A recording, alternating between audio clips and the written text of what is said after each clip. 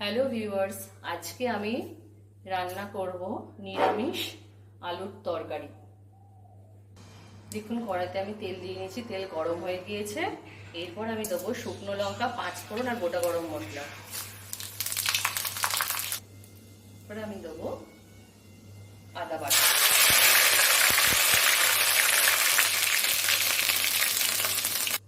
এরপর আমি দেবো কুচনো টমেটো। এরপর আমি একে দেব লবণ আর হলুদ।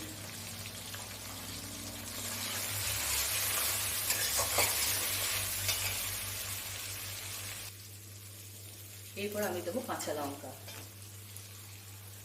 এরপর আমি কেটে রাখা আলুগুলোর মধ্যে দিয়ে দেবো।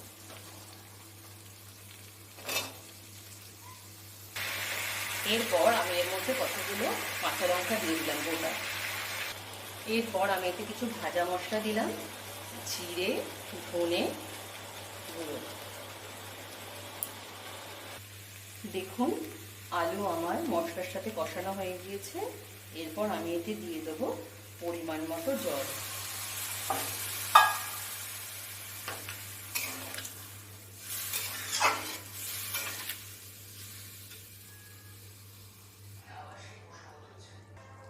দেখুন, আলুর তরকারি আমার হয়ে এসছে। সবার শেষে আমি সামান্য একটু ঘি দিয়ে নেব, সামান্য পরিমাণে দিয়ে নেব, খুব বেশি দেব না।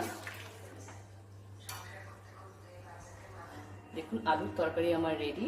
আপনারা প্রত্যেকে বাড়িতে বানাবেন, বানিয়ে খেয়ে বলবেন কেমন হয়েছে। ভালো লাগলে চ্যানেলটাকে লাইক এবং সাবস্ক্রাইব করে দেবেন। আমি আমার ব্লগ আজকে এখানেই শেষ করলাম।